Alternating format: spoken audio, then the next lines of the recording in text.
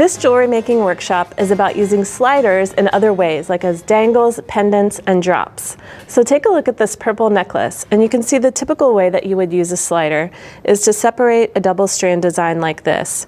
And if you look at the back of this piece here, you can see the beading wires just passing through both sets of holes.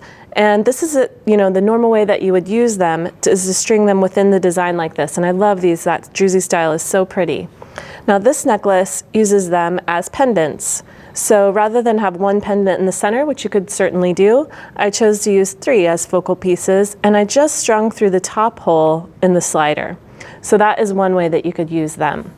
Now another way is to create your own pendant. And with this piece, I created a wire wrap that holds it onto this kind of, collection of special beads from your collection.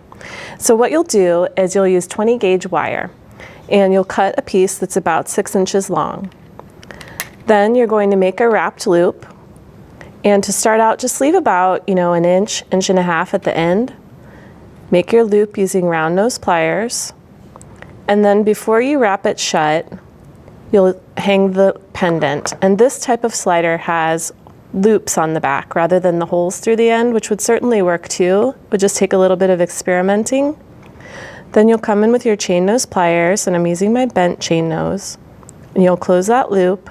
I like to hold the 2 pieces together and then wrap the short tail with my fingers.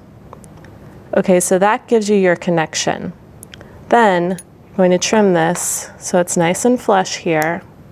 Then you're going to pass through your beads, and you can use any assortment. And this is a fun way to kind of show off some favorites from your stash. And you'll notice that I'm combining materials. So I have my metal with crystal inlay and then an acrylic bead, and you might want to put a big showstopper bead up here as well, and then maybe something smaller at the top. You can just create kind of an assemblage of different styles, and that is going to be a really fun centerpiece that you can just add to a chain. So again, to make that wrapped loop, you make a 90-degree angle, use your round nose pliers, and this time I'm going to make it slightly larger. And by larger, I mean I'm working higher on the round nose pliers. That's going to give you a larger circle there. That way you could string it onto leather cord, you could string it onto chain, or you could string it onto ribbon or some other stringy material. Now I'm holding the loop within the flat part of my pliers and then coiling it around to wrap that.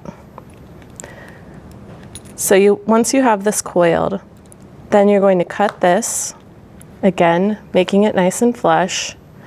And another little tip for that is to use your chain nose pliers, being careful not to mar your wire. Just come back and gently squeeze that coil. So you work hard in it a little bit, and you make sure that any ends are perfectly flush and won't cause any snags.